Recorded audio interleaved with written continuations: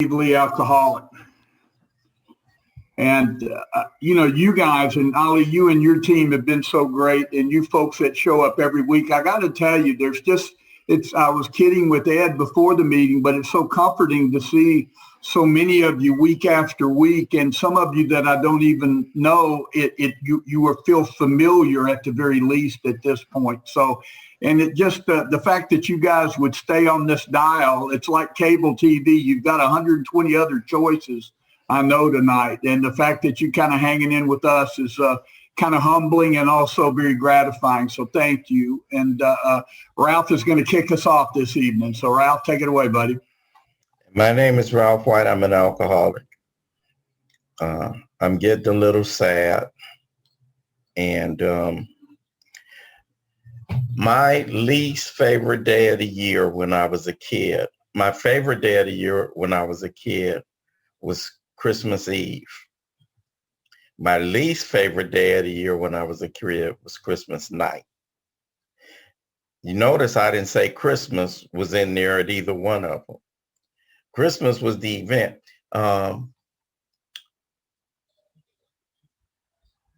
My friend Marilyn Slater tells a story and it just resonates with me. It's not so much Christmas. She thought this story is about Pooh, Winnie the Pooh. And Winnie the Pooh was having a conversation, I guess maybe with Piglet. Marilyn, you're not here, so I'm going to pretend it was with Piglet. It might have been with Eeyore, I'm not sure. And Piglet was asking Winnie the Pooh, what's your favorite time? And Winnie the Pooh said, eating honey. And then Winnie the Pooh stopped. He said, no, not eating honey. He said, it's that moment before. When you reach in the pot, it's the moment before eating honey. And I'm the guy, it's the moment before. Because when I was out there, when it's almost, I get sad when it's halfway gone.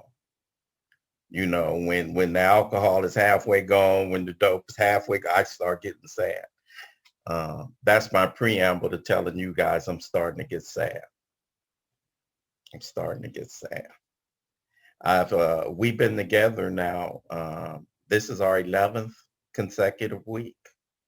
I sat here before the meeting and listened to people from all over.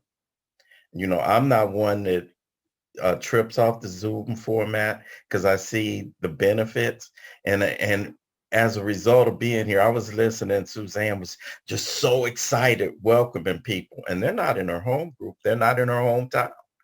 And I don't know if all of them were as a result of just this specific meeting, but she told somebody, I saw you on a meeting last night. You know, I think Vilma from Puerto Rico. And I just sat back and thought, wow, what a fellowship. What a time to be a member of Alcoholics Anonymous. You know, and what a time to be all in.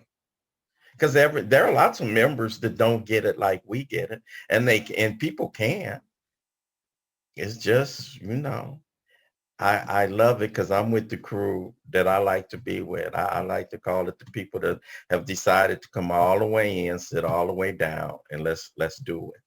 So now we're at the 11th step, and so we've been journeying through these steps. I heard somebody speak not too long ago talk about living in 10, 11, and 12. And that's, I understand that sentiment. But what does it look like? Because I don't live in a step, I live in my life. You know what I'm saying? I live in my life. And so now we've done a lot. Way back at the third step, we hit our pivot point. You know, relieve me of the bondage of self, remember? And we talked about the rest of these spiritual activities are all, you know, designed with that in mind. Relieve me of the bondage of self. It's too much me between me and the power, too much me between you, and too much me between me and, frankly, the grace. Because it ain't the knowledge and information, you know, so we've been embarking on that. Now check this out. So when we started on that relieve me of bondage of self, the first thing we started doing was saying self manifested in various ways was what had defeated us. We're going to look at its common manifestations. And way back then, we started talking about, let's look at resentments. Let's look at, and we've been looking now at resentment, dishonesty, fear, and selfishness all the rest of the way. When we did the fifth step and we shared it with somebody, when we did 6 and 7, broadly inside of every one of the character defects, you can find them under those broad headings inside of there. Then we started cleaning up our past and looking at that. And so then we get to the 10th step. And in the 10th step, I start living in the day. You know, so anybody that's new and is talking about this process that we go through, it's a design for living. Here's a guy like me, how I live my life, bound by self, independent of any spiritual uh, basis, because we said we've had to find a spiritual base. This is the way I live. Uh, never uh, cover up at all costs. Uh, for some reason, it is extremely difficult for me to look bad or to get caught looking bad. Embarrassment is a big one for what I think you think about me. So I live a life of covering up, dodging, blaming, deflecting, um, judging, controlling, all that. So we get to the 10th step and we talk about, okay, Ralph, now you're going to continue to look at what you've been looking at when you started this thing in the 4th step. You know, we're going to continue to look at those 4 things, you know, selfishness, fear, dishonesty, you know, and selfishness, fear, dishonesty. Why am I blanking, you guys? Somebody help me. Um, Whatever it is, I'm gonna say it in a minute. You guys know I am. And Resentment, so Ralph. now I'm resentful at you, Steve. Selfish, fear, dishonest, and resentment. And so now we continue to look at that. So we talked about that at length last week. I addressed those things because I turned my watcher on and I start looking. What's the difference between that and the 11th step? So now when we get to the 11th step, it talks about we're going to continue to develop this vital 6th sense. Now we have 5 senses: touch, smell, taste, feel, sight. But this 6th sense, what's that? God consciousness. Wow. Never knew I wanted that one. Never knew I could have that one. And that's the one that we talked about developing in the 10th step. This vital 6th sense, this God consciousness, this something other and bigger and greater than I am that connects me to you and that allows me to stand up in my life. So we started doing that. And so now it says, we're going to continue to develop that vital 6th sense like this. So I go through my day and typical day, people will say, well, don't you start the 11th step in the morning? Well, uh, yeah, no, you started when you started. But when we go to the book and we have a discussion on the 11th step, curiously, it says at when we retire at night. That's when it starts talking about it. I used to wonder, why did it say when we retire at night? Because it's a continuum. You know, I do what I do during the daytime and I go through life and I bump into people, or maybe I don't bump into people and I go to bed at night. And here's the thing that starts happening when it talks about this matter. Or let's say what the 11th step is: sought through prayer and meditation to improve our conscious contact with God as we understood and praying only for knowledge of his will for us and the power to carry it out. So it's a lots of components to the 11th step. And the first component is sought through prayer and meditation. And it talks about right now, we're not going to be shy on this matter of prayer. We can give definite examples And it talks about two things that are important with this matter of prayer. Having the proper attitude, working at it. What's the proper attitude? And now it's going to start talking about the proper attitude to approach toward this business of prayer. I remember being about 5 or 6 months sober, sitting at a meeting, and the meeting was an 11-step meeting, and I raised my hand to go share on the 11th step. I hadn't been on my knees to do a third step, certainly hadn't approached an inventory, but I never let knowledge of a subject stop me from talking about a subject, right? You guys know that, I've said it. And I got up there and I talked about the 11th step. And I said, I've been practicing step 11. You don't have to do the steps in order. I've been doing the 11 steps since I got sober. I get on my knees at night and I pray. And I really was sincere about that. What's the big deal? What's this big deal? I totally ignored the meditation part, but I've been praying from the beginning. What? Why y'all saying we got to do this stuff in order?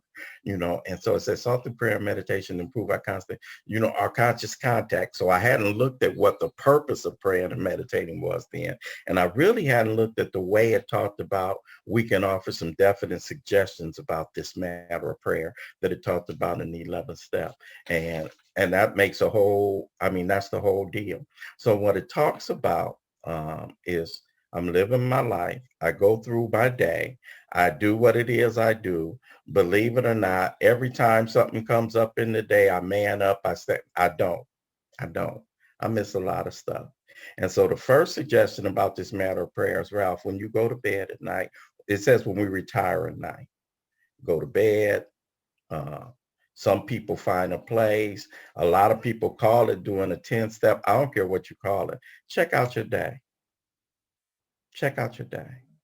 And now it talks about, and the way you check out your day is, now it talks about we're going to offer definite suggestions on this matter of prayer. And it's going to say some stuff in there about why it is that when I do this reviewing my day, I need to review it under the umbrella of, we're going to call this under the umbrella of prayer, under the umbrella of petition, under the umbrella of taking this to God, not under the umbrella of beating myself up, not under the umbrella of grading my own report, not under that umbrella. We're going to take it. Okay, God, I need you to show me what happened during the day today, and I'm going to go back. This is going to sound suspiciously like the 4th step, which the 10th step sounded suspiciously like it too.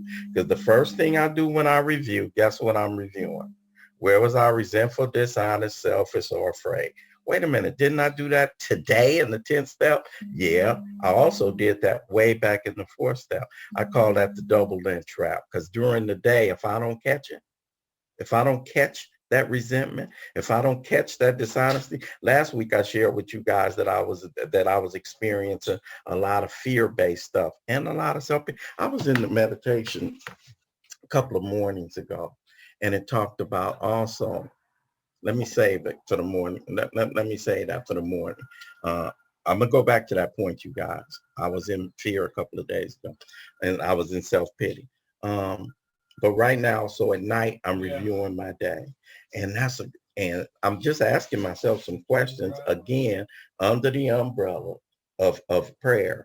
Do I owe anybody an apology? We're going back to that again. Another one of these nines. Interestingly, it didn't necessarily say amends, apology, or amends. Do I owe one? Did I miss it? Check this out. What else am I doing? Did I not discuss something? Remember when we talked about the 10th step? And we talked about the 5 things in the 10th step. And it talks about when you run into something during the day, first thing I need to do, I need to watch for it. The next thing, and maybe I didn't watch for it, so I might not have caught it. So now in this nightly review, I'm catching it. The next thing I do is ask. I ask God. The next thing I do is discuss. Did I discuss it? Am I withholding it? Am I holding on to something? So now I'm going through this stuff again, the same stuff that I could have done during the day. If I miss it, I get the opportunity. I get the opportunity to catch myself. I get the opportunity to catch myself. Then I ask myself some questions. Did I break the code? What's the code? We got the code in the 10th step. Our code is not what? Love and tolerance. That's our code. Did I break the code? Was I kind and loving toward all? All. Damn. That could, it's been a little easier in COVID You know, you guys, when you do your 11 step, because I ain't running into as many people. I'm not bumping into as many people. There are days when I don't run into anybody physically but me and moms. You know what I'm saying?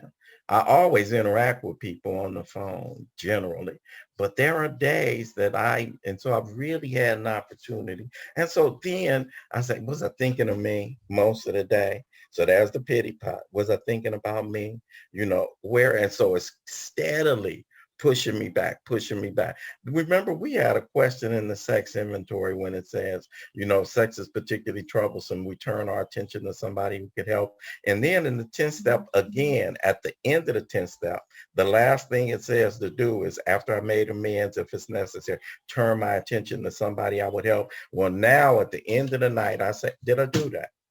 Or was I just thinking of me? The way I get out, you know, was I just thinking of me? And that is a whole new way of disciplining myself, because typically, if I didn't know you guys, and if I wasn't adopting this way of life, and if I wasn't adopting it as a practice,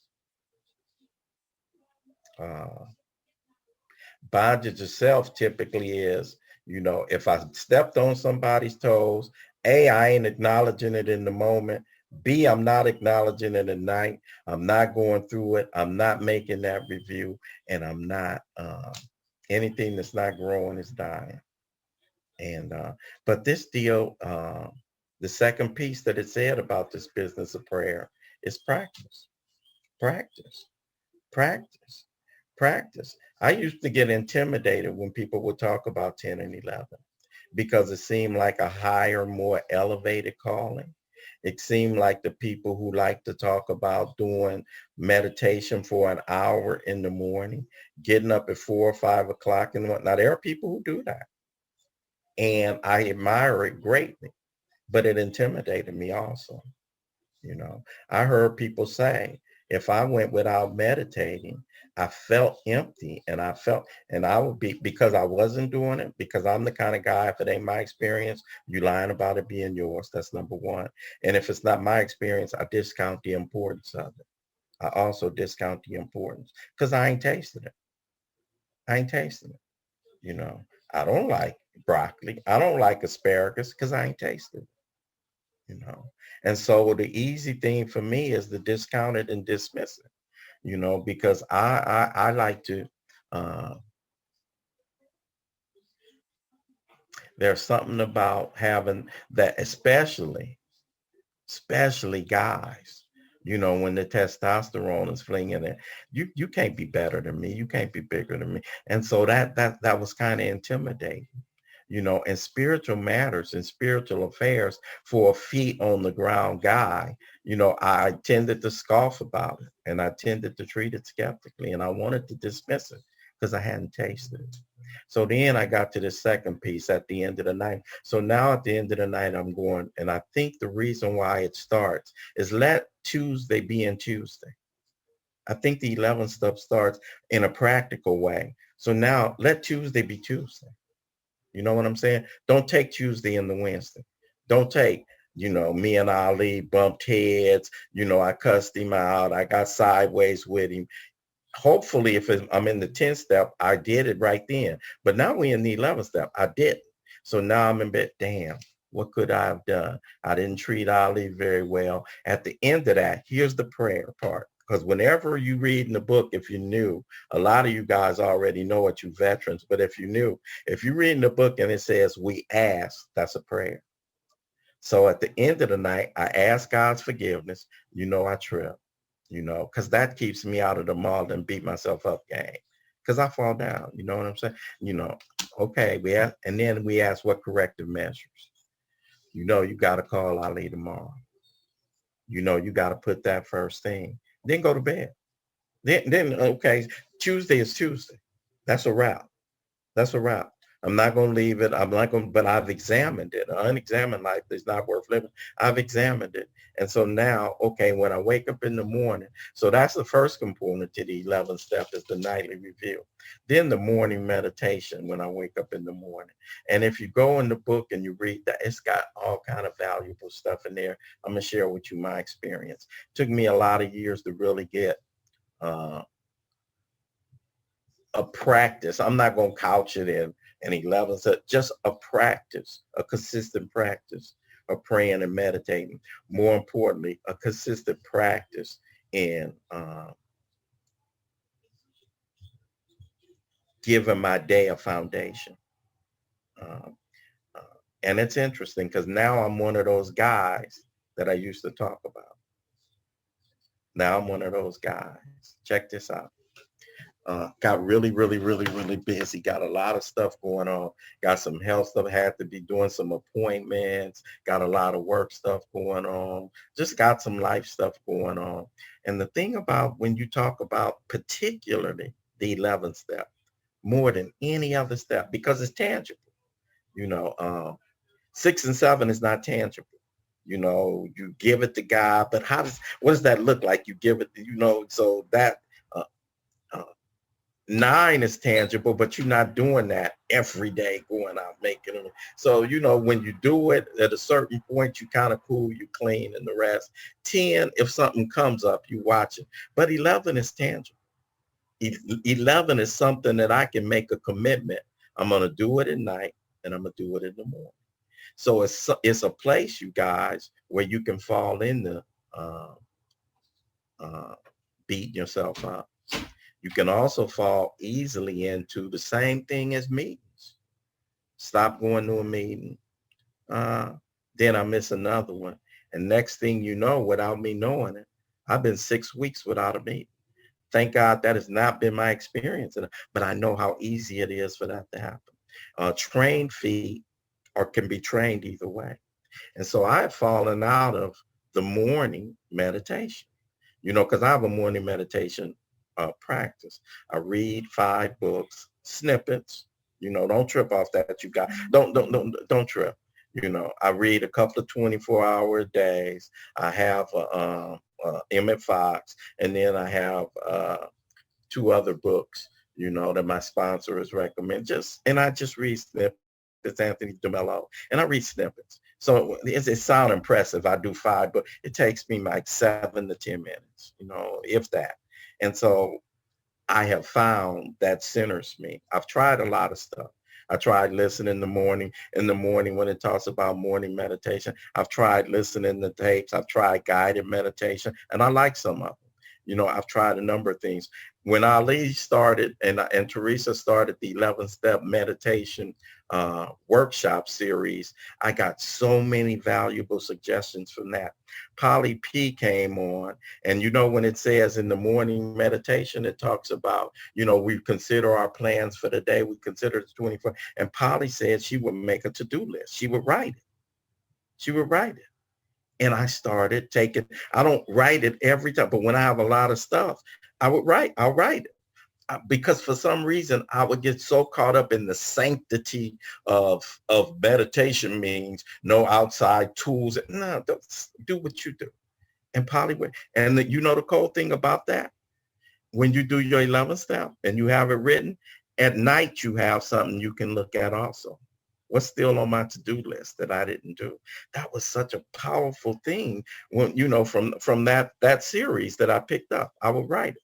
So anyway, last couple of weeks, I have been really spotty, jumping up. I have a staff meeting on Monday mornings. I would jump up, go right to my staff meeting. Then I had a dental appointment on Tuesday. That was first thing Tuesday, jump right up and go to my dental. So you guys can see how now this pattern, miss Monday, miss Tuesday. So now that had been going on. Got into some stuff. Here's the thing that's a default position for me. When life does what it does on me, I'm so glad. I am so glad that there are some built-in disciplines, built-in guardrails. That's why it's good, you guys, to have commitments. It's good to have sponsees. It's good to have a sponsor because it'll do for you what you can't do for yourself.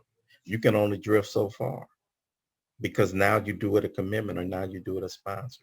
And so then when this stuff started happening, I was like, I'm too scattered and I'm too frazzled. And I got up and I started, and over the weekend, I sat up in my bed and I revisited my book, and it was like an old friend. It was like a comforting blanket. And every now and then, I don't recommend it. I don't recommend it. But every now and then, for a guy like me, it's almost worth it to miss some nourishment, because then I appreciate it. I appreciate the nourishing value. I sat up and I couldn't come out of, now I'm that guy.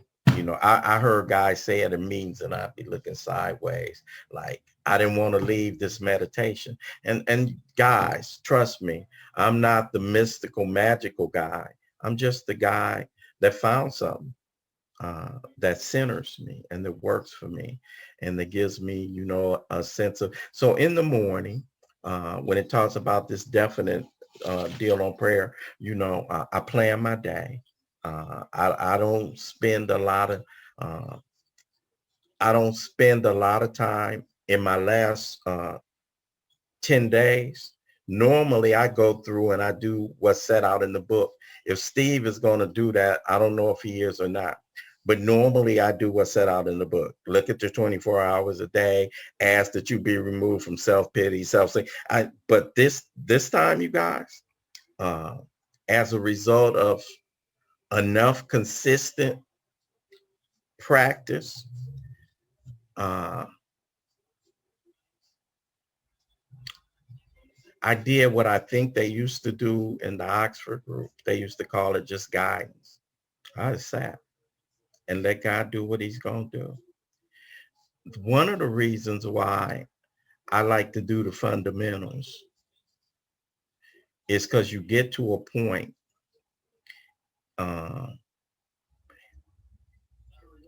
that you don't have to be wed to the mechanics. But it's good to know the fundamentals if you're going to, I've shared before, I'm not a dancer, right? I'm not a great dancer, but I like to dance. But I'm not a great dancer because I like music. I love music. But dances I can do are not the ones that just come out all the time. There's a dance, and many people on here probably know, especially if you're on the West Coast, and especially if you're from my neck of the woods, cha-cha. And it's easy for a guy. It ain't wild. And, Ronnie was a dancer. I'm a two-step guy. And this cha-cha, my cousin Carol, she was my first cousin. And when I wanted to start going to dances and I didn't know how to do this dance, she would teach me on a record in the daytime, me and her. And it would be 1, 2, cha-cha-cha, back to cha-cha. And I'd look down at my feet and I counted out and I would do that. And I did it all through the 8th grade. And in the 9th grade, I would look at my feet, but I wouldn't count it out loud. I could do it in my head. And in the 10th grade, now I'm not counting, and I'm not only doing 1, 2, cha-cha-cha. Now I'm adding a couple of spins. Now I'm 67. I've been doing this now since I was 12. So now I don't do that. I don't do 1, 2, cha-cha. I don't do that. I do what I do. And when you have a partner who's been doing it a long time too, you both do what you do. You add your own steps, you add your own flavor. You don't, even if you miss a step, because you've been doing it so long, you get right back on step.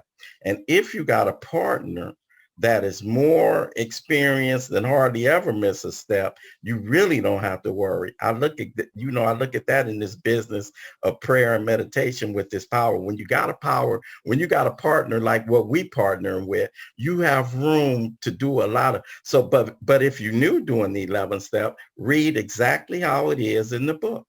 Read exactly how it is in the book. Read what it says to do what it says to do. But after a time, instead of saying the prayers wrote like that, we prefer you pray like you pray. You pray like you pray. And you say what you say, and you say it in your own voice, and you say it in your own word, and you don't have to worry about just going by the numbers. And so this thing that I've been doing now, uh, it's so interesting to me what the 11th step really represents. The 11th step, you guys, is a distillation.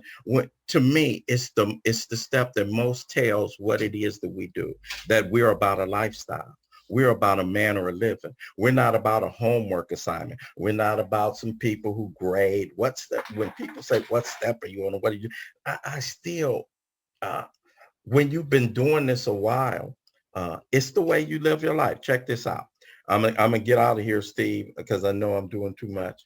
Um, but now, so we get out in the morning. So now I go out through my day, because in the morning, I make sure I leave the house and, okay, God, show me what you would have me to do. Give me the power to do it. Bam, I'm out, I'm gone. And throughout the day, check out what I do throughout the day.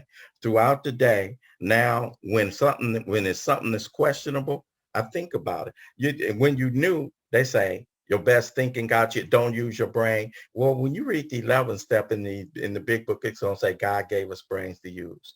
But we needed to be cleared away from all of that other stuff, which is why we had to do all of what it is that we did to get to the 11th step, which young Ralph White at 5 months didn't understand when he was up at the podium saying, I pray all the time. I'm already doing the 11th step. I didn't know nothing about clearing away everything else so that my thinking is cleared as wrong motives. And now I can now wait for an intuitive thought, and so I start waiting, and that starts happening. Check out what happens throughout the day.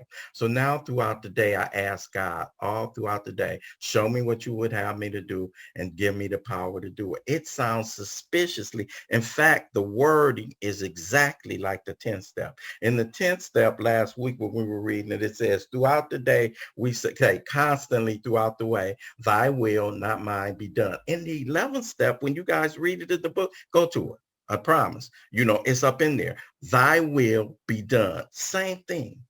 What's the difference in those? There ain't no difference. When I'm in the 11th step and I'm pausing when agitated, you guys all know that, right? Pause when agitated. Guess what I'm doing? I'm pausing on at the time when agitated. I'm watching for what's agitating me. It's a confluence. It's a convergence of 10 and 11. You can't tell them apart. The 10th, 11th step is saying pause when agitated. The 10th step is saying, Ralph, when you agitated, watch for it right at the moment. Then it's saying in the 11th step, ask God, for direct. In the 10th step is saying, when you agitated, ask God to remove it. Same thing. Same thing. Same thing. And then guess what else I'm doing when I'm pausing, when I'm agitated?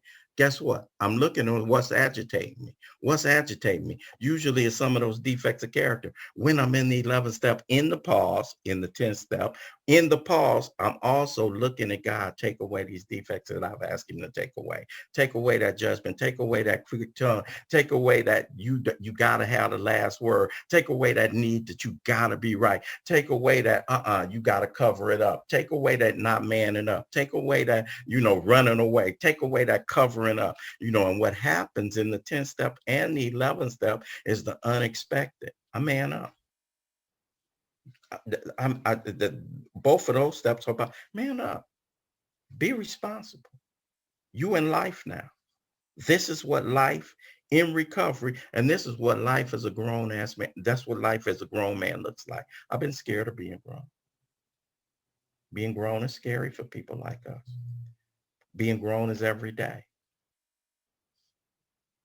Being grown, they expect when they send you envelopes in the mail, they expect you to send them back promptly. Being grown is when you make a mess, you don't look and point at somebody else. You say, okay, I did that. Being grown is risking disappointing somebody that's close to you. Being grown is risking people who know you real well and who you would like to paint a picture, seeing you at your worst. Seeing you at your worst. When I come on here with you guys, I get the opportunity for you to see me at seemingly my best all the time.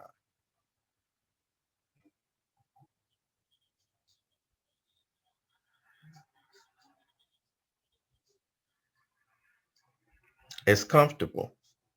This is a comfortable spot for me. I get to frame it. You're kind. Our fellowship is kind. I don't know whether me and Steve are really doing anything for anybody, because I'm a member of a fellowship that you're going to tell us you are, whether we are or not. You know what I'm saying? 10 and 11 is a grow up place. And it's one of the unanticipated things that I've got as a result of coming here. I'm gonna get out of here in a minute. I was at a home group not long ago, and one of the girls was reading, and she volunteers to read. Everybody has a home group member like that. She can't read, but she's eager. She's eager. She loves us. And so I'm the kind of guy that when she raised, here we go. And she goes through chapter 5 in about 15 minutes. And it's agonizing. And I know everybody else is agonizing. And she finally finishes. And everybody unmutes. And if we were live, it would have been everybody does what my fellowship does. You guys do what we do. And you say, that's the best chapter 5 ever. That's the best chapter 5 ever. So we have a lot of, I'm not one that focuses a lot on they saying this about me, because my fellowship, what I know is an encouraging place. It's an inviting place. I need to come to you because life is not always inviting, and life is sometimes challenging. And if it wasn't for 10 and 11, specifically this 11th now, disciplining me in the way that we talk about being disciplined. I don't know so much about recovery and whether or not I'd be sober, whether or not, but I believe it is what allows me to fit comfortably inside of, finally, for the first time, not thinking I'm living in a reputation I don't enjoy. When my grandkids look at granddaddy and I'm their guy, I know I'm their guy. For real. When my kids look at daddy and they know daddy's a stand-up guy, I know he is. For real. For real. You know.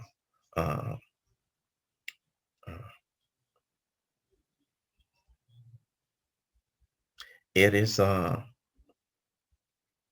this step here, I'm gonna turn it over to Steve, but like I said, I'm really getting sad that over these past 11 weeks, I don't know if I'm gonna talk again outside of Q&A, but it has been Steve, I talked way too long this week, but it has been my extreme pleasure to be with you guys. Go, Steve, shut me up. Thanks, Ralph. I can't think of anything I would have had you not say, so thank you. And you know, I think more than the blocking and tackling and the mechanics, what I heard in almost everything you said tonight, Ralph, was just was exuding that spiritual experience, that God consciousness that begins to flow through us at a point here, and the kindness and the emotion that's attached to it. So thank you for everything you shared. You know, I think there's, you know, we ended kind of step 10. It said that every day is a day when we must carry the vision of God's will into all our activities. I hear some people say, and in fact, I hear a lot of people saying, and I mean this when I say I am not taking challenging this. But when some people say that I wake up every day with untreated alcoholism, I don't believe I wake up with untreated alcoholism, but I believe I wake up with alcoholism that needs to be treated. You know, I think that I need to continue. I don't wake up and go back. It's not Groundhog Day. I'm not going back to the guy that showed up here 31 years ago. That would be a pretty sad thing. that would be bad news for the newcomer. I haven't grown as much as you guys, but I wish some of you knew me when I got here, because you can't tell how good I'm doing based on what you see tonight. It's hard to measure my growth with just the package you see. But I know that I need to be engaged. And the 11th step, is we have gone through and we have removed those things that are blocking us off from the sunlight of the Spirit. And we've made a connection to this power.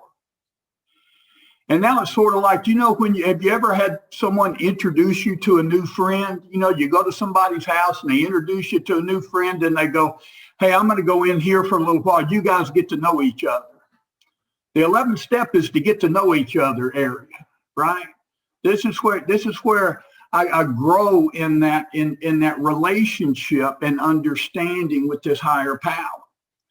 But I love everything that Ralph said. It says here in the 12 and 12, it says in prayer and meditation are the principal means of conscious contact. If I'm going to get to know this higher power, to continue to build on this conscious awareness, then that we're going to spend a little time together. And I got to tell you, I would start almost any conversation if we were saying that the relationship with my higher power is the most important relationship in my life.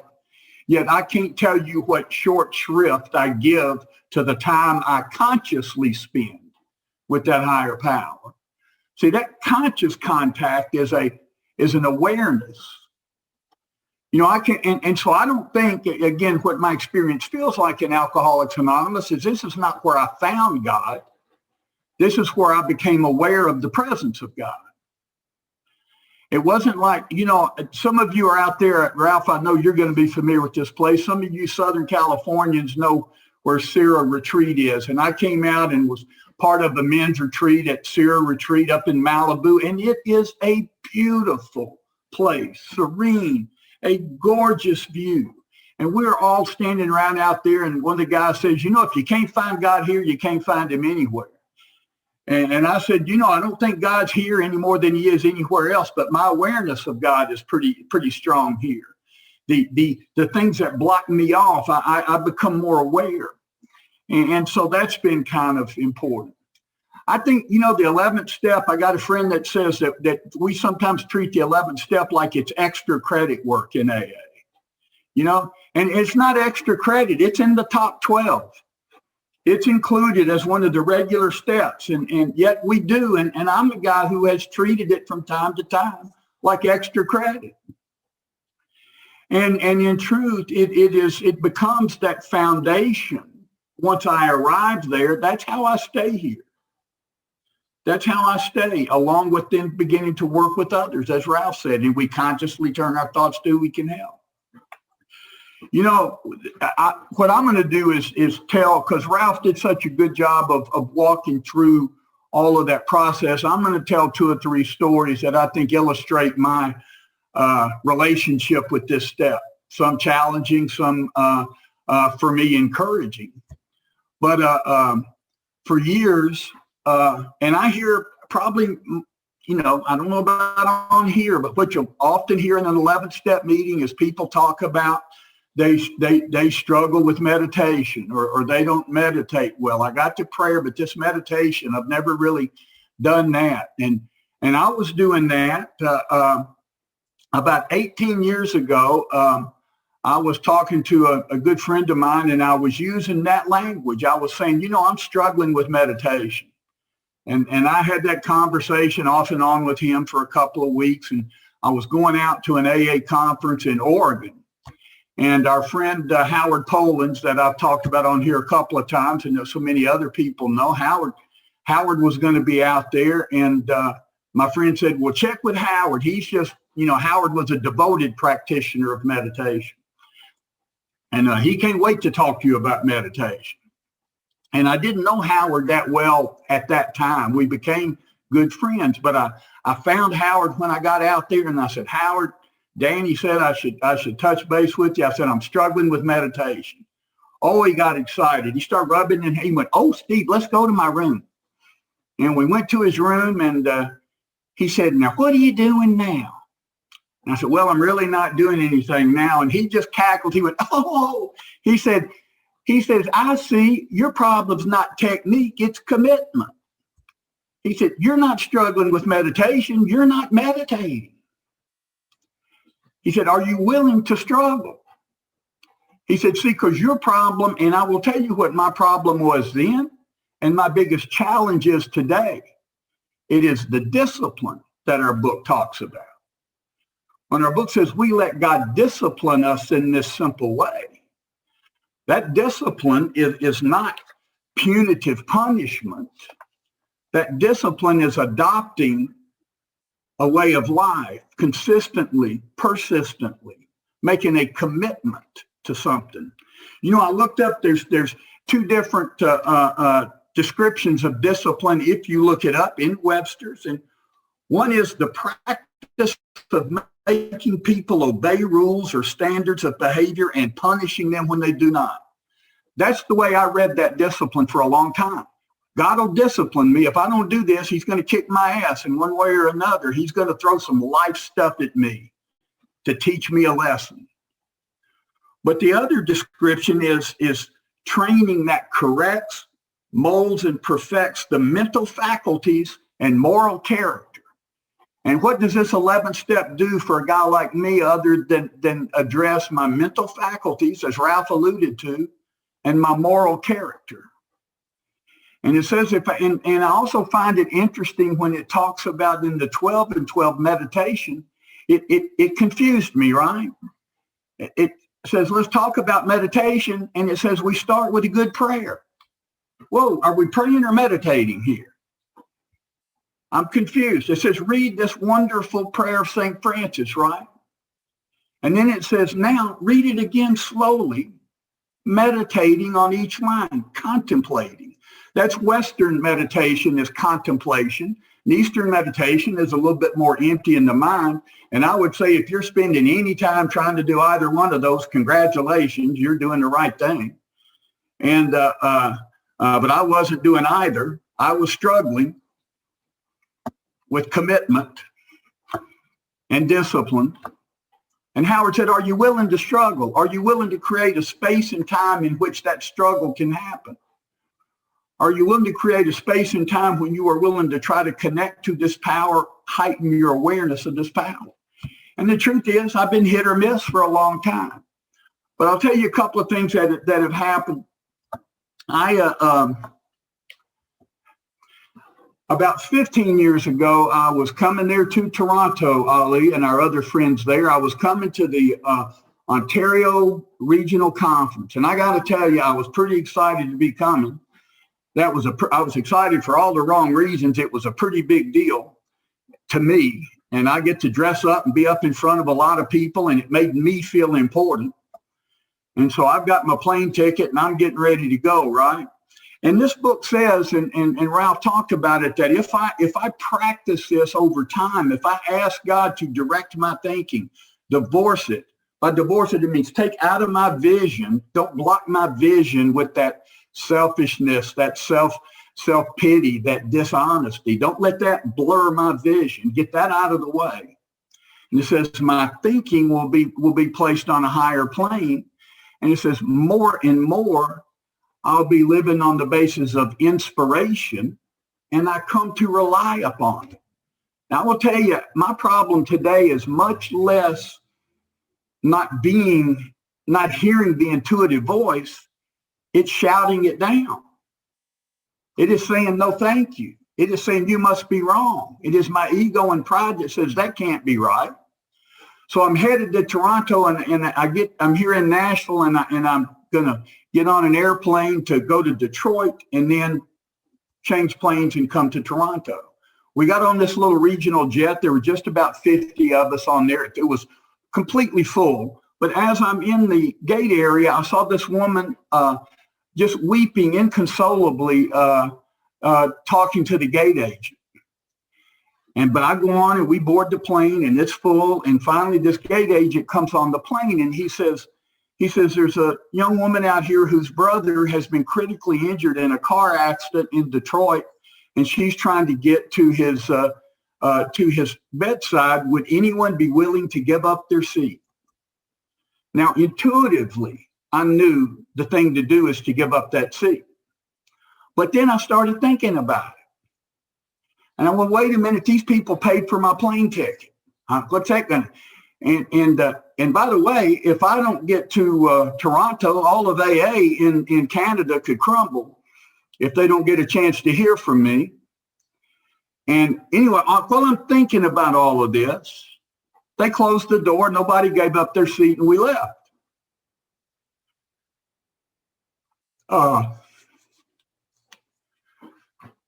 About 6 or 7 hours later, I'm standing at a podium in front of 2,500 people, Ali, 3,000, whatever's there, talking about spiritual principles, knowing that the person they thought they invited would have gotten off that airplane.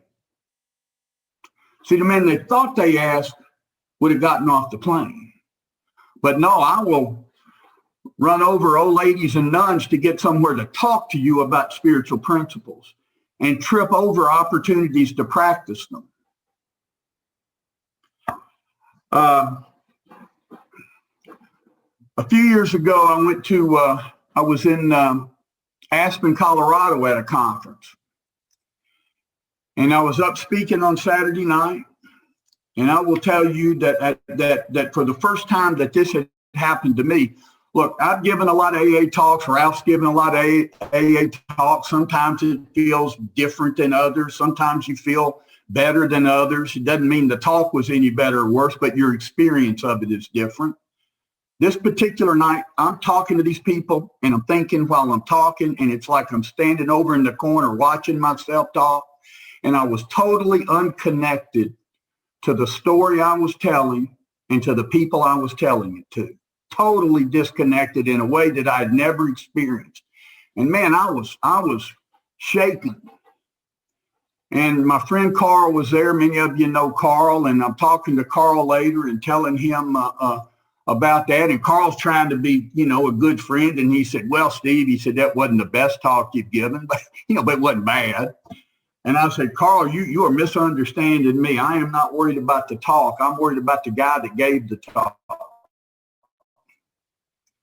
I'm worried about that disconnection. I flew back to Nashville on Sunday. Monday morning, I went to an early morning meeting that I don't go to regularly. Turned out it was an 11th step meeting. And what was clear to me that I was disconnected because I had not been engaged in that discipline. I had gone from what had been disciplined and consistent to sporadic to casual to even resistant. At the end, you ever get up and go, well, it's either Sports Center or prayer and meditation. Let's see who won last night, right? I'll turn it on. I mean, and I'll consciously think about it and make that choice. And it became a very weird dynamic. But anyway, that turned me around. For the last few years, even this week, I've had a little bit of a shift. About 5 or 6 years ago, I would have guys that I sponsored. When I started sponsoring them, even if they were new, I would ask them to do that on awakening exercise. And in fact, I was calling it the up on awakening exercise, and it was the newcomer that went, no, Steve, it's on awakening, not up on awakening. So I hate it when the new guy has to correct me and be right. But I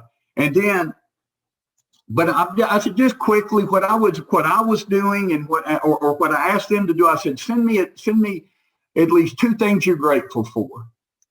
Send me I'd call it fears and prudent concerns. I said, tell me anything that's hanging over your head during the day, only this 24 hours that feels like maybe you kind of dread or you're nervous about or you're afraid of, or a relationship that's challenged. And then I said, give me your plans for the day. List 2 or 3 or 4 things you're going to do, recovery related or family related or work related. And that'll help me get to know you, and it'll help us connect as we start this relationship. And this young guy was real excited, and he went, man, he said, that's great. He said, so you do that? And I went, well, I do now. And so once again, I'd been assigning homework that I wasn't doing. And so I started doing it. And for the last 5 years, 5 to 6 years, I've done that probably 95% of the time.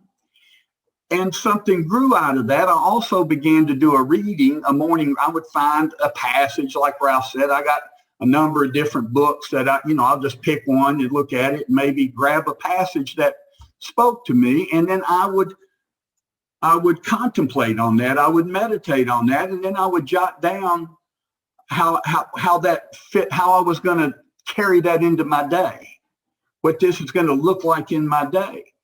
And a few people kind of, that I was sharing that with some guys I sponsor, and then it drifted out to a couple other people, and then a few other people asked to be included.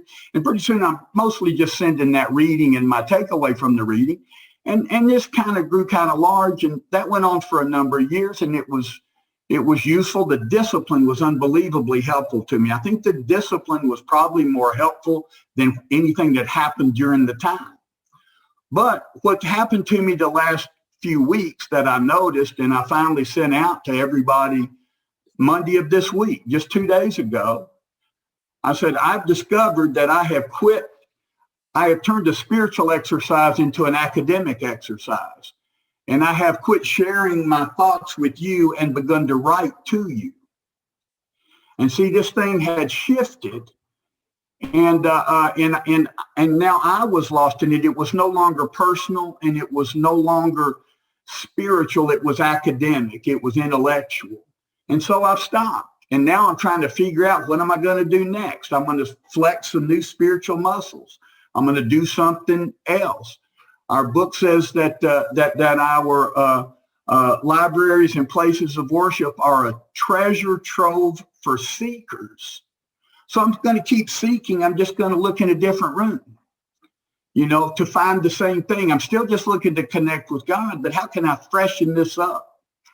And so I ask you, don't let me, my sponsor says that, but make sure you don't just fall into doing nothing. So I'm going to pay attention to that.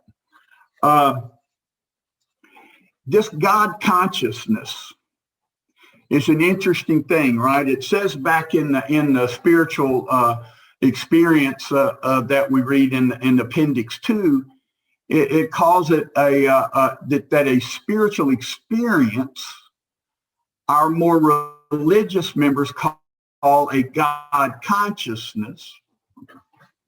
I view it as a conscious awareness that God is in my life.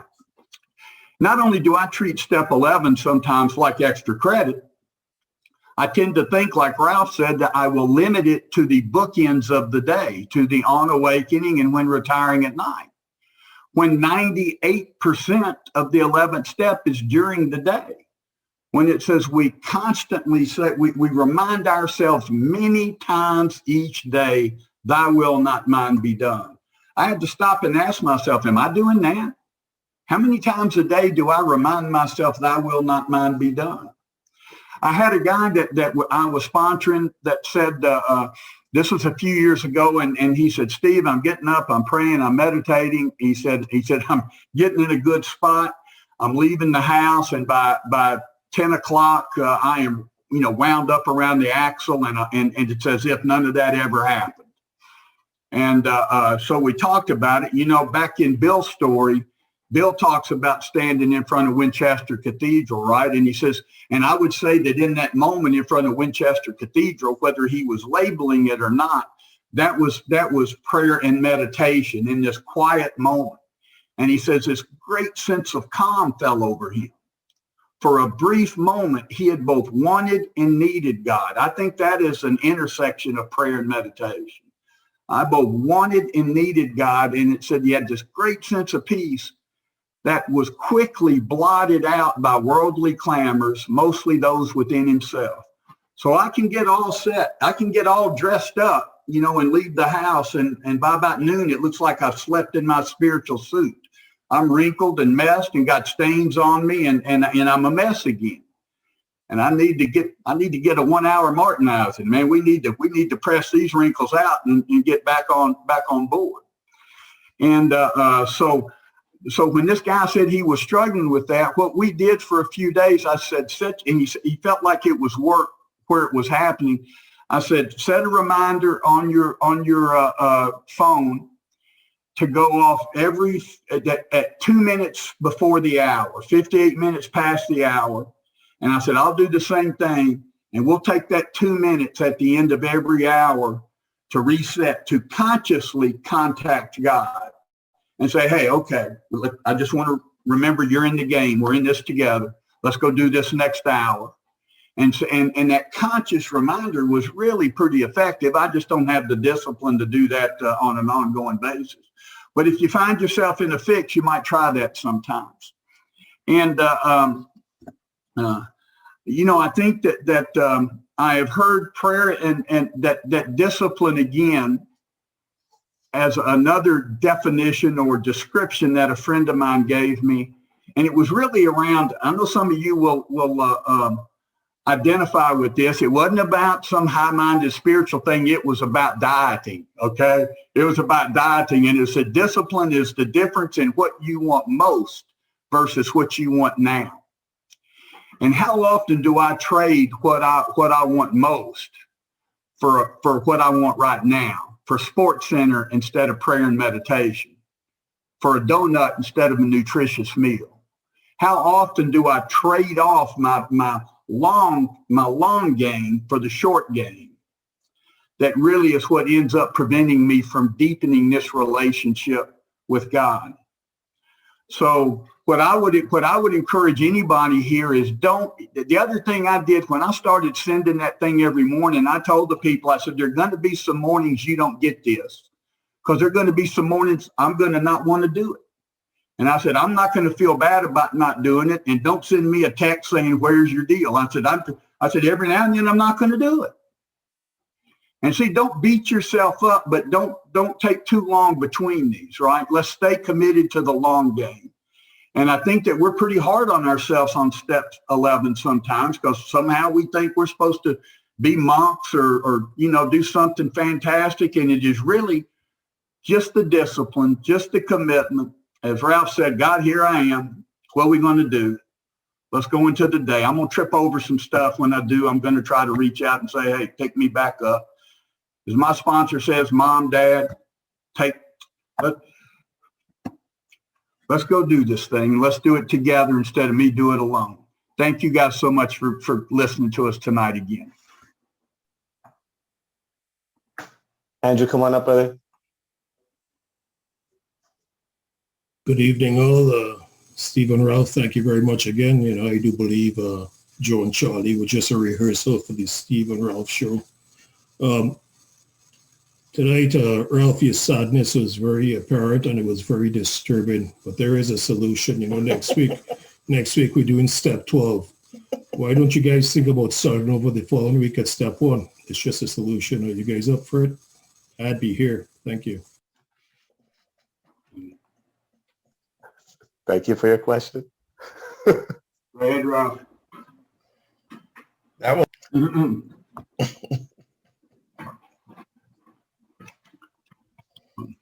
So, I'm sorry, was you about to go, Steve, for a comment?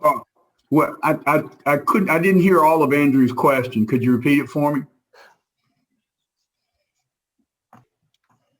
Samantha, come on up, please. Hi, thank you so much, both Ralph and Steve. This has been so, it's not informative, it's just been inspiring, really. But I'm wondering specifically what books you use. I know you mentioned some authors, Ralph, but I'm wondering which books by those authors. Well, Emmett Fox has a 24-hour book, Emmett Fox. And 2 by DeMello. One is called Awakenings, and then he's got a daily. And then I have 2 Hazelden 24-hour books. One is the 24-hour, and one is 1 day at a time. And if you really wanted those, Samantha, I could, because they're sitting back there in my bookcase, I could chat them to you.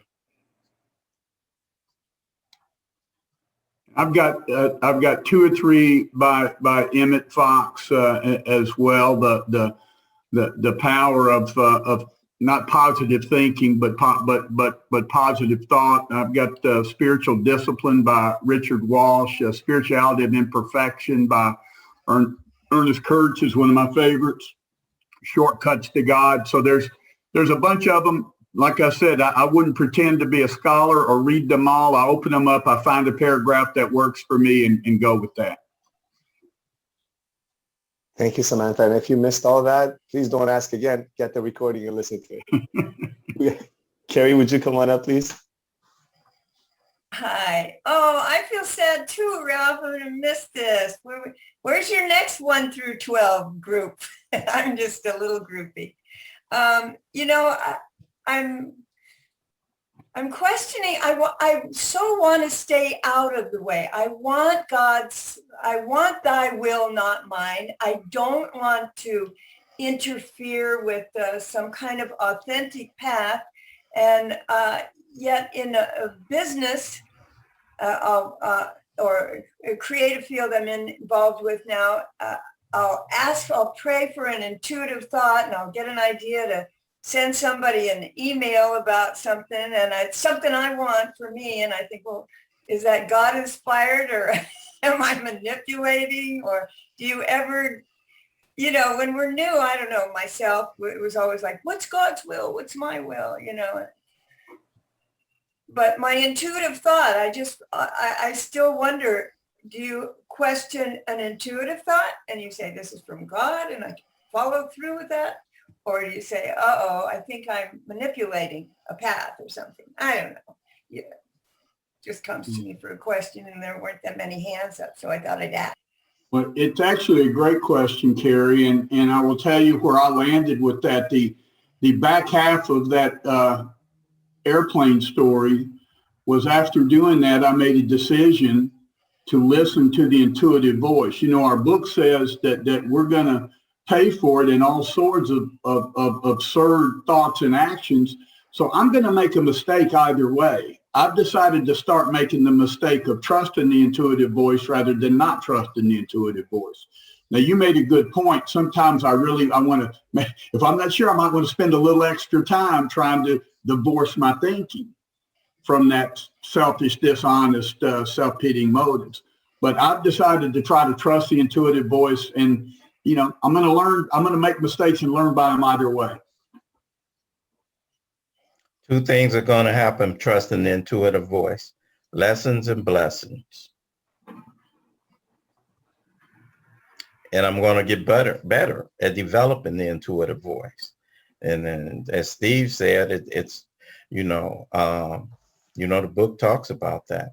And the last piece, especially if it's something extremely important, when I'm trusting the intuitive voice, because sometimes what I know about myself is depending on how personal it is. This when I take it out the book and apply it, depending on how personally invested I am, we still have that other deal that we do everything. We do everything and we don't take things individually. So today we're talking about the 11th step, but at the same time, overarching is, particularly if it's something really important to me, when I get the intuitive thought, I still have a sponsor I can run it by. Because curiously, God's voice sounds just like mine, So, but on many things, hey, it's not a right or wrong, but on things that I know, are personal and I'm invested, I get the intuitive thought and then I call Bob. Okay. And God's voice does sound like Ralph's. When God speaks to me, it's in Ralph's voice. It's an amazing thing that happens. Thank you, Carrie, for your question. No hands up while you guys think about questions. I got one. I'm going to piggyback on what Samantha asked earlier.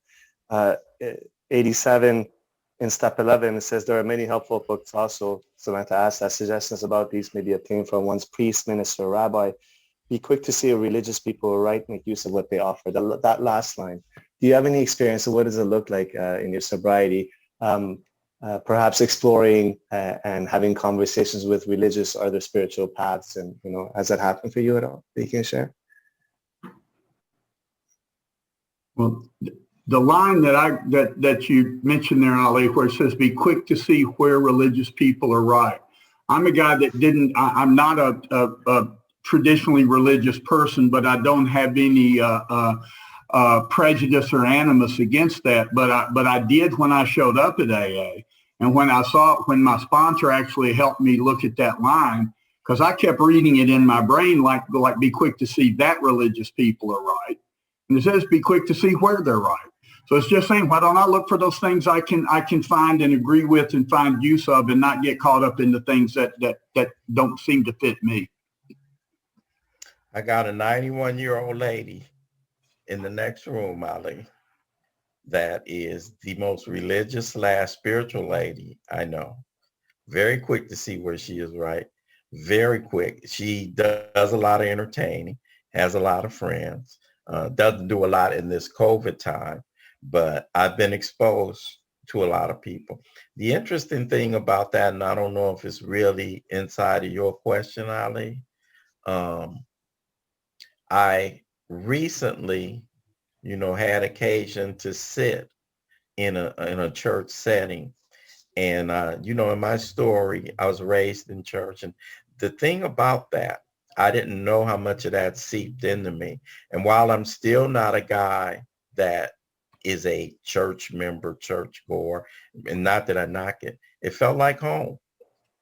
There is a nostalgia to set in, and there is a familiarity. So it was overlaid not just with the spiritual aspects. Some of it was the age of innocence for me, coming up, just so many things that evoked so many strong memories of me. But I have a very, very, very, very strong religious example. I mean, that is under the same roof with me, with spiritual books and writings and the rest. So yeah, I've been quick to see it. Beautiful. Thank you very much. Linda K, would you come on up, please? Hi, guys. Thanks very much for everything you do. My question is this. I'm fairly new in this. I'm 18 months in, and I am guilty of I'm not getting the meditation. I don't know how to do it. What happens is all of a sudden I try guided meditations. I bought a book on how to do it. But all of a sudden my thoughts just go haywire. It's like, oh my God, okay, I have to get my snow tires changed. I wonder if I have enough dog food. I wonder, oh yeah, I have to do laundry too. And all of a sudden, and then I get into this big fight with myself going, stop thinking. How come you can hear everything? And I end up getting in a fight with myself, and then I just walk away, and it just seems to happen quite often. What can I do to sort of more focus on what I'm supposed to be focusing on?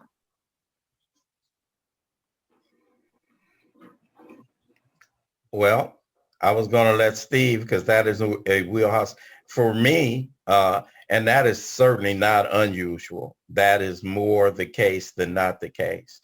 And to be honest, I hesitate to say it because I'm not trying to give license to, but what I've learned, you'll hear things from people. If you don't do this way, God don't make hard terms with those who seek him.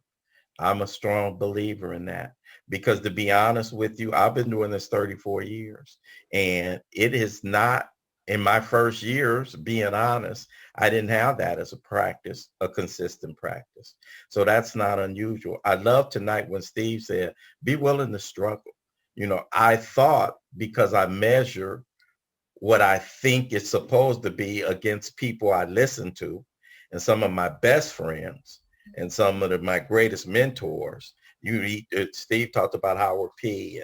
And I have a friend they have ponds, and they sit out and they get up at 4 a.m. And I'm like, oh my God, but God don't make hard terms. He does not make hard terms. And tailor make this to you. Truly, there are young mothers that might be listening to this. They get a baby that gets up and gets them up at 5 or 6 in the morning. You don't get the opportunity to put the baby to the side and say, look, I'm meditating. So you fit in and you tailor make that for yourself. There's something that I was talking to Leslie that I've started to incorporate as a practice to help me. Steve talked about dieting. and I'm supposed to also be walking. I am going to 2 days a week, walk first thing in the morning and listen to guided meditation at the same time. I'll report to you guys how that's working for me. But it's not so much, are you doing it right? Are you doing, I mean, persistence, I think, is the deal. And I can't talk because my experience, you were farther along than I was when I was 18 months. Linda, I'll tell you, for me, it does. First of all, I have sat quietly and had some of the most unspiritual thoughts pass. I've gone, holy cow, this must be wrong. You know, how could that possibly pass through here? You know, and I got people just tell me, just don't worry about it, man. Just let that stuff go, and over time, maybe that traffic will lighten up a little bit going through. The other thing is because my brain will race sometimes. Is when I'll shake it up and use earbuds and a guided meditation sometimes. So there's a voice that then gives me something else to concentrate on, and that kind of calms me down and slows me down. And there are apps. There are just a million places to get those meditations, anywhere from 2 or 3 minutes to an hour. Mm-hmm. Thank you, Linda, for your question. Raphael. All right, brother, come on up, man. Hi, family. My name is Raphael, and I'm a grateful recovering alcoholic and drug addict. Again, thank you, guys. I know I shared last week, and it's almost like on the same page. You know, this discipline and commitment that you talk about is something that I picked up while I'm listening to these powerful messages that are coming through, and the experience that I've had doing it. You know, the way it's transformed my life, and where I'm trying to get out of the way and let God run the show, you know? And it's not something that comes easy, but the more that I practice it and the more that I'm into that, the meditation and the trusting this conscious contact, it's just been so amazing how things like that I thought that were gonna, like turn me over. And I just get to enjoy life, you know? Every day becomes so exciting and everything because I'm trying to practice these steps and then these instructions, but I have trouble with the inventory at night. You know, going through and reviewing it, and I wish that I could strengthen that because I was hearing Ralph talk about it, and how you practice it, but I still have trouble with that, and I know that I want to take it to another level because of the impact it's had on my life, and so any suggestion on how I could do the nightly review, because at night my meditation isn't as strong as I would like it to be. I have a sponsee who writes answers to those questions every night. Really quick, really brief. I hate to say I have a sponsee who does. I don't write the questions every night, but I have a sponsee who is dedicated and is on the path now where he's in the foot training, and he consistently does it. I don't know. I mean, that's one suggestion I could make. One, and I have at various times done that written inventory, and again, much more often not than do. The shortcut that I'll do lying in bed sometimes is what did I do today that I wish I hadn't, and what didn't I do today that I wish I had, and why. And typically, if there's something major in either one of those categories, it will show up. It would have been exposed in those questions. So that's the lazy man's way. I'm your guy, Raphael. I'm a shortcut guy. You hang with me, dude.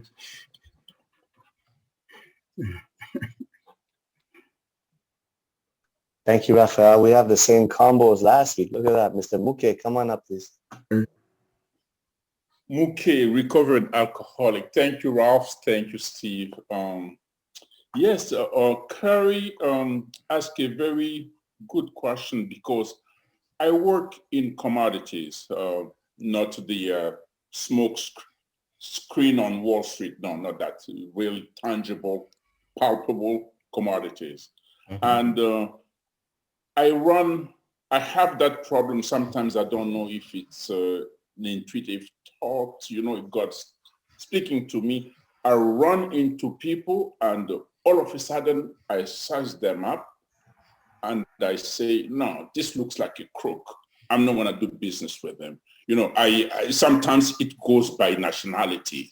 You know, I'm in the eastern part of the Congo. I see an Israeli.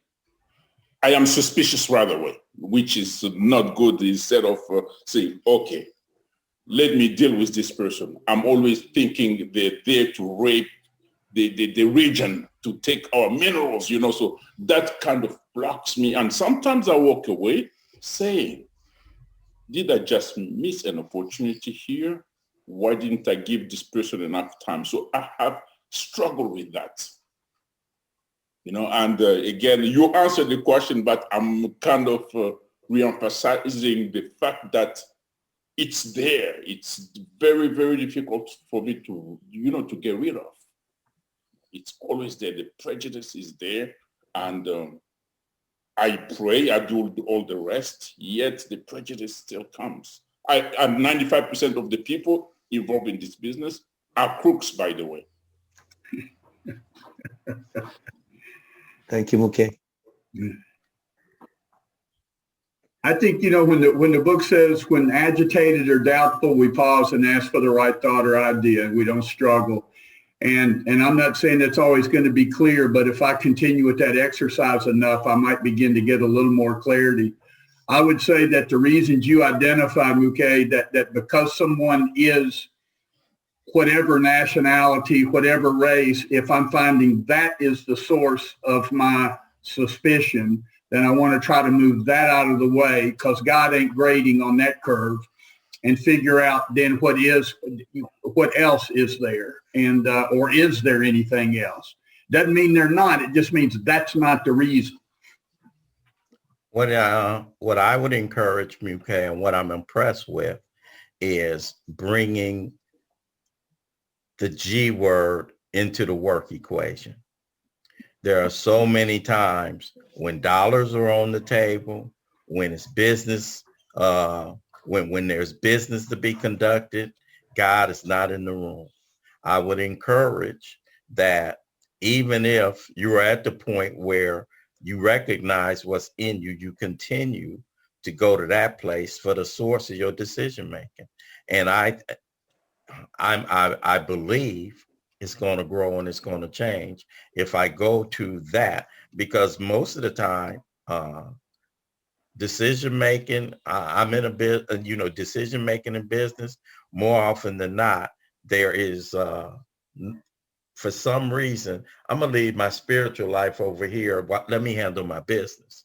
So I am very impressed with the fact that you are bringing that into your thought process, this 11th step, in the workplace. And so continue, like I said, grow it. You'll get better at it. If we persist, there's another part in the book that talks about if we persist.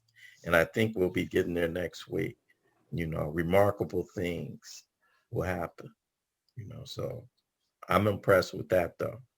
Persist in bringing God into that conversation. Thank you, Muke, Ralph, and Steve. I know we're out of time, but I'm just curious about, I'll finish it off with one last question, if you don't mind, if you wouldn't comment on this. So I'm going to read something on the chat from Drew P. I'm going to turn a statement into a question. Thank you, Ralph and Steve. I've been feeling so disconnected for the past few months. I asked God for help today, and you two provided the answer. Thank you for your service. This is, I guess, it's related to the 11th step and the fellowship of the Spirit and what we do, here, in that you guys must, especially through this workshop and other workshops, just get a lot of comments like that from other people in the fellowship, so expressing their gratitude, how you were the vessel that connected them back in. What are you present to when you get comments like that? I'm just curious. It used to make me uncomfortable. And today it is more humbling than pride-inducing, because in the very essence of what we're doing here tonight, the book says that we have recovered and been given the power to help others. But what's clear is the power is not mine. So all we're doing is carrying the torch. We're not the light, we're the torch. But it is, I'm always it is affirming and humbling when somebody says that something was useful. Right. My sponsor always says, I'm the pipe, I'm not the well. I'm the pipe, I'm not the well. And what I like anybody to know who says this to me and Steve, I remember being whoever it was that put it in the chat. I remember putting my feet on this path that starts to go somewhere. And I'm not a special guy, not a, maybe could put words together or something. But I don't think that makes me different, better at living this thing. So I just, when somebody says that, I really get happy that we've had the opportunity to have the interaction, because it's two-way. It's two-way, it's pitching and catching, it's pitching and catching. Yeah. So me and Steve could be sitting here talking to ourselves and, but there's an energy that's brought whenever any of us get together. And so right now it says 148 on the screen. I like to think, and I'm probably selling God short, that it's always one more. There's always one more than the number that shows up on the participants tab. Remember that. There's always one more. And that one more is what makes the difference. That one more is what makes, when heart speaks, heart hears. It's that one more. Ollie, quick story too, because if the head ever does swell, because sometimes it does, and when I was about 12 years sober, I spoke at this Gopher State Roundup, many of you are familiar with, 8,000 people, right? And I came back, I'm telling my sponsor, I said, man, it's unbelievable. I said, there are 8,000 people there. And I said, there were 600 people at least in the line afterwards. It took 2 hours for people to come, shake hands and say things. And he goes, Steve, that's unbelievable. Because I was telling him, I said, my head's, got a little turned. And he said, Steve, that's unbelievable. He said, 8,000 people. I went, yeah, man, 8,000. And he said, 600 in that line. I said, yeah. He said, so 7,300 people didn't give a shit what you said. And so there's always somebody there to help balance it out too. So it was actually 7,400 that did. That's right. Well, who can count these days, Ralph? We won't get that right, Steve. Yeah, let's get the math right. The story doesn't work without the math.